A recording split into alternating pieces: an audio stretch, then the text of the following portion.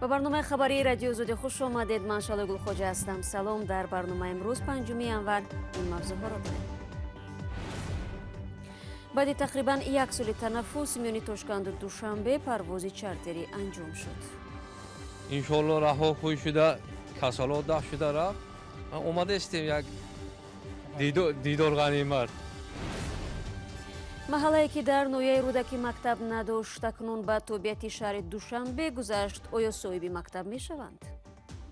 خواهش ما همیه که مکتب شود کودکان تا میویان که خواتیر میشن جایش میشه ساعتی 8 آمدگی خونه. نقاب در جای به برخی ساکنان تاجیکستان میگویند کشور با کرونا ویروس پیروز آمده است و عادی ترین میارهای دوره پاندمی را صرف نظر میکنند. ما در کشم در نقابم هست. خیلی بود آوای تازه و کرونا ویروس چیکار میکنن در خیلی بود آب. صبح امروز از تاشکند هواپیمای ازبکستان هوایولری با 10 مسافر در فرودگاه دوشنبه نشست. این نخستین پرواز چارتری بین دو کشور پس از قطع روی هوایی در زمان پاندمی کووید 19 می باشد. مقامات آویاسیونی تاجیکستان میگویند پرواز مذکور چارتری یک دفعه است. در مورد آغاز پروازهای منتظم میان تاجیکستان و ازبکستان هنوز اطلاع رسمی نشر نشده است. هرچند گفتگو در این زمینه چند ماه به این طرف ادامه دارد. برای صوفی در فرودگاه دوشنبه بود تا ببیند که ها از تاشکند به دوشنبه آمدند. نگورا احمدجانوای 21 ساله با شروع نخستین پرواز چارتری میان دوشنبه و تاشکند فرزند نوزاد خود را بار اول به خانه شوهر به ازبکستان میبرد. او چند ماه قبل از روسیه به خانه پدر به دوشنبه برگشت، اما پاندمی کرونا ویروس مرزها را بست و نگورا فرزندش را در دوشنبه به دنیا آورد. از این خانه مخلطه منم مخصر میرم. شوهرتون مسکو بود؟ مسکو با. در اولین پرواز چارتری در زمان پاندمی کرونا ویروس میان دوشنبه و تاشکند بیشتر از 100 نفر مسافران عازم سفر به ازبکستان بودند. تعدادی از مسافران هم به صفت ترانزیتی پرواز در این مسیر را انتخاب کرده بودند. من بلاروس رفته هستم. از دوشنبه تاشکند مینسک. خودم دلنبای چی کار میکنم؟ رها شده شود. خوب میشه. برخی از مسافران این پرواز چارتری به تاشکند در آن کشور کار میکنند، اما با سبب پاندمی چند مدت نتوانستند به سر کارشان برگردند. 3 ماه شد اینجا آمدگیم به راحت آمدیم و واسطه چی نبود، سمالات نبود. من سمالات ماندن، انا حاضر با سمالات کتی رفته شدیم. در این پرواز بیشتر از 60 نفر مسافران از تاشکند به دوشنبه فرود آمدند. اکثر آنها ساکنان کشور همسایه ازبکستان بودند که برای دیداربینی از خویش و تبار به تاجیکستان سفر کردند. همون پاندمی شد و رفته آمدن کم ترک وزمین شد. انا انشالله رها خوب شده، کسالات دفع شده رفت. اومده استیم یک دیدار غنیمت. پرواز چارتری را شرکت ازبکستان ایرویز انجام داد. برای مسافران هر دو جانب نتیجه منفی آزمایش کرونا ویروس حتمی بود. قیمت چیپته یک سمت پرواز از 162 تا 225 دلار بود. حالا معلوم نیست که چنین پرواز چارتری تجارتی میان دوشنبه و تاشکند ادامه میکند یا نه. حالی طرف ازبکستان هم گرینس حالی محکم شهروندی حالی نمیمونند خارجی های. برای این چارتری هم یک طریق بود همین اجرا شد. در همین حال پروازهای چارتری میان دوشنبه و بیشکک به وقت نامعین به تأخیر گذاشته شد. قرار بود این پروازها از 29 دکبر آغاز شود، اما با سبب کافی نبودن مسافران پروازها اجرا نشد.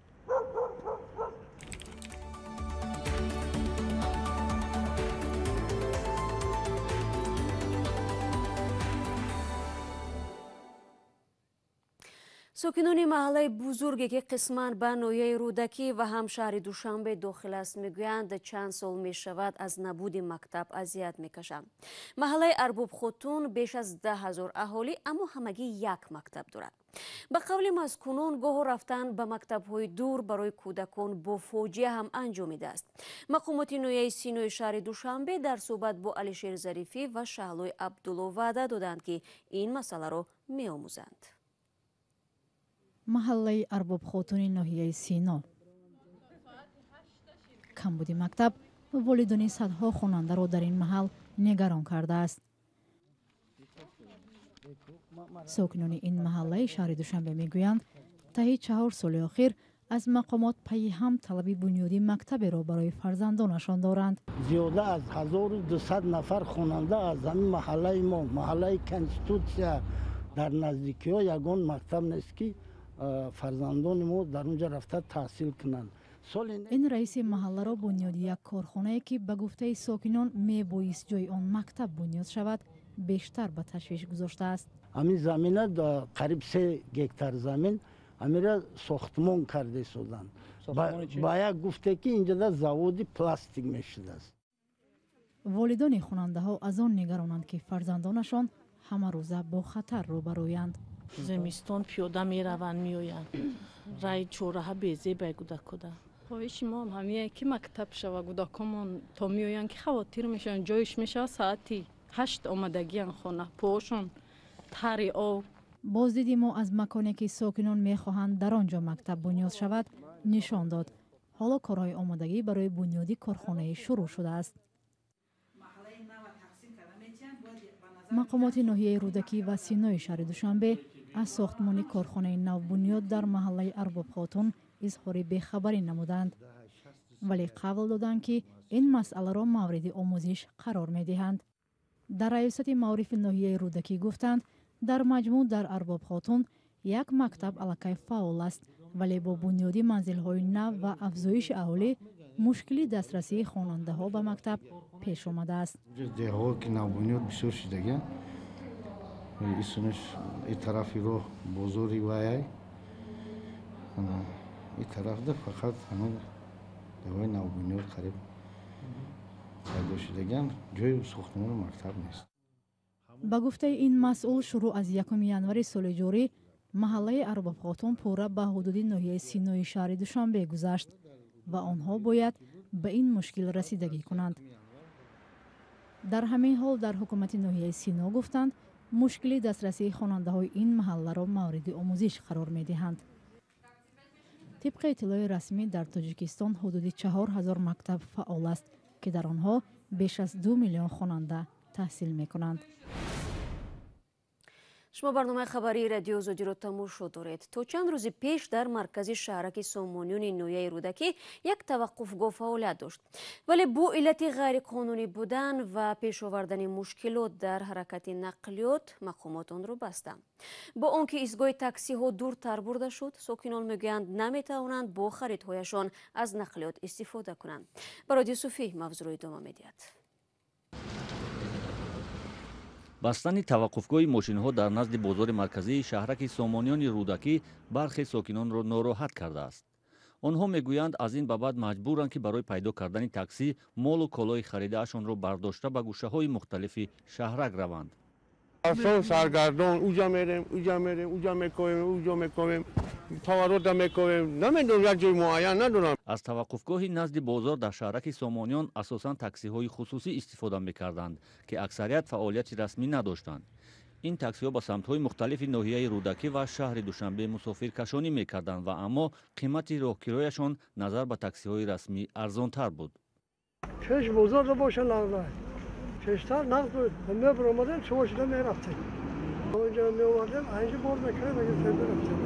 طبق қарори раиси ҳукумати ноҳияи рӯдакӣ ба хотири ба танзим даровардани ҳаракати нақлиёт дар шаҳраки сомониён ва ҷилавгирӣ аз танбашавии нақлиёт дар хиёбони марказии шаҳрак таваққуфгоҳи назди бозор баста шудааст. қаблан ки ҳама гуна нақлиёт ва асосан таксиҳои хусусӣ дар канори роҳи шафати бозор ба таваққуфгоҳ иҷозаи истодан доштанд, сабаби танбашавӣ ва бенизомӣ дар ҳаракати нақлиёт мешуд. шахсони алоҳида бо манфиати худ истифода бурданд ва ҳамчун таваққуфгоҳ ё ки таваққуфгоҳи таксиҳои ғайриқонунӣ фаъолият мекард ва имрӯз он таваққуфгоҳ ҳам дигар таваққуфгоҳҳое ки дар он таксиҳои ғайриқонунӣ фаъолият мекунанд ва бидуни андоз ва литсензия ва умуман ҳуҷҷатҳои расмӣ надоранд бартараф карда шуданд. мақомот пас аз ин чанд хатсайри изофии микроавтобусҳо таъсис доданд ки бо қимати 1 сомони роҳкиро дар дохили шаҳраки сомониён фаъолият мекунанд. пас аз муроҷиати сокинон мақомоти ноҳияи рӯдакӣ ба ин микроавтобусҳо иҷоза доданд ки барои мусофиркашонӣ дар канори роҳи назди бозор таваққуфи кӯтоҳ дошта бошанд. дар роҳрав қаблан амин таваққуфгоҳ ташкил карда шуда буд ҳозир роҳурави пиёдагард озод карда шуду ба мардум барои эҳтиёҷоти аҳолӣ барои эҳтиёҷоти умма супорида шуд. ҳоло таваққуфгоҳи асосии нақлиёти ҷамъиятӣ дар шаҳраки сомонияни ноҳияи рӯдакӣ ба ҳудуди автовокзали ноҳия интиқол шудааст. мақомоти ҳукумати ноҳия бар изофаи таваққуфгоҳҳои ғайрирасмӣ ҳамчунин иншоотеро ки ғайриқонунӣ дар ҳудуди хиёбони марказии шаҳраки сомониён бунёд шуда буд тахриб ва фаъолияташонро қатъ карданд. барномаи хабариро идома медиҳам. аз оғози соли 2021 дар тоҷикистон расман ҳамагӣ 4 ҳолати гирифторӣ ба коронавирус ошкор шудааст ва ба иттилои мақомот дар беморхонаҳо феълан ягон бемори COVID-19 нест. ҳарчанд ҳоло тақрибан 200 нафари дигар дар хона табобат мегиранд. аммо вазорати тандурустӣ аллакай аз пирӯз шудан ба пандемияи коронавирус хабар медиҳад. вале бо ин ҳам намаҳаи сокинону коршиносон ба омори вазорати тандурустӣ бовар доранд. ба гузориши ҳамкорони мо дар шаҳри Душанбе таваҷҷӯҳ кунед. қариб ҳамаи сокинони Душанбе ниқоби тиббӣ доранд, аммо аксаран ин ниқобҳо дар ҷайб нигоҳ дошта мешаванд ва на дар рӯй.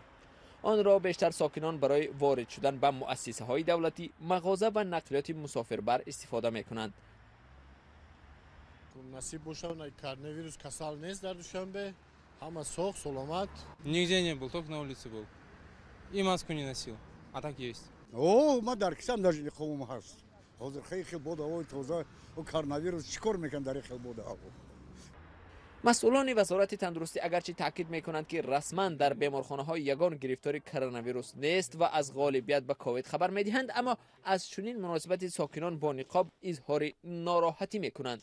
Вчера мы дали 4 положительных случая, из которых 2 из дирӯз мо 4 ҳолати мусбатро сабт кардем. 2 нафари онҳо касоне буданд ки тариқи марз ба Тоҷикистон баргаштанд. 2 нафари дигар шахсоне буданд ки табобати амбулаторӣ мегирифтанд. дар вазорат изҳори умедворӣ мекунанд ки то миёнаҳои соли 2021 мешавад пурра бар коронавирус ғолиб омад. ваксинзании аҳолӣ бар зидди бемории COVID-19 ҳам ба гуфтаи онҳо бояд ҳамон вақт шурӯъ шавад. онҳо анҷоми ҳамаи марҳилаҳои омӯзиширо интизоранд ва ваъда медиҳанд ки тибқи тавсияҳои созмони ҷаҳонии тандурустӣ ваксинаи беҳтаринро интихоб ва ворид хоҳанд кард. то ворид кардани Тоҷикистон ба барномаи ҳамкориҳои байналмилалӣ оид ба истеҳсоли ваксина ё ковакс, чин пешниҳод дошт ки Тоҷикистон ҳам ба давраи дуввум ва севуми озмоишҳои клиникӣ шомил карда шавад. аммо мо бо дар назардошти паҳлӯҳои этикӣ ва бехатарӣ ин пешниҳодро рад кардем. ба изҳоротҳои мақомоти Тоҷикистон дар бораи бемории ҳамагир блогери тоҷик Рустам Гулов чандон бовар надорад. ӯ ёдовар мешавад ки мақомот вуҷуди коронавирусро то замони омадани намояндагони созмони ҷаҳонии тандурустӣ пинҳон карданд ва омори расмии гирифторони ковид ҳам ба маратиб камтар аз теъдоди ғайрирасмии он нишон дода шуд. расонаҳо омори расмӣ яъне ҳамон омореро истифода мекунанд ки вазорати тандурустӣ ва созмони ҷаҳонии тандурустӣ пешниҳод мекунад. созмони ҷаҳонии тандурустӣ ҳам ба омори вазорат такя мекунад. ҳамин як маълумот ки сарчашмаи асосияш вазорати тандурустӣ аст дар байни манбаъҳои гуногун давр мезанад ва санҷиши дурустии ин иттилоъ ки мақомот расман пешниҳод мекунанд хеле мушкил аст. коронавируси нав ба гуфтаи мақомот дар Тоҷикистон то кунун ба бештар аз 13 000 нафар сироят карда ва 90 нафарро куштааст. тибқи омори ғайрирасмие ки дар шабакаҳои иҷтимоӣ гирдоварӣ ва нашр шудааст, аз сентябри соли 2020 беш аз 400 нафар дар кишвар аз бемории COVID-19 фавтидаанд. дӯстони азиз, фурсати барномаи мо инҷо ба поён мерасад. ахбори аз ин бештарро дар сомонаи радио Озодӣ зери нишони cw.ozodi.org бихонед. наворҳои рӯз дар саҳифаи Озодӣ видео дар YouTube чун ҳамеша гузошта мешаванд ва ҳамчунин саҳифаҳои мо дар шабакаҳои иҷтимоӣ дар хизмати шумо айзон аст. ёдатон наравад, фардо шуморо бо хабарҳои нав мунтазир хоҳем буд. то он дам хотиро эҳтиёт кунед ва худо нигаҳдорад.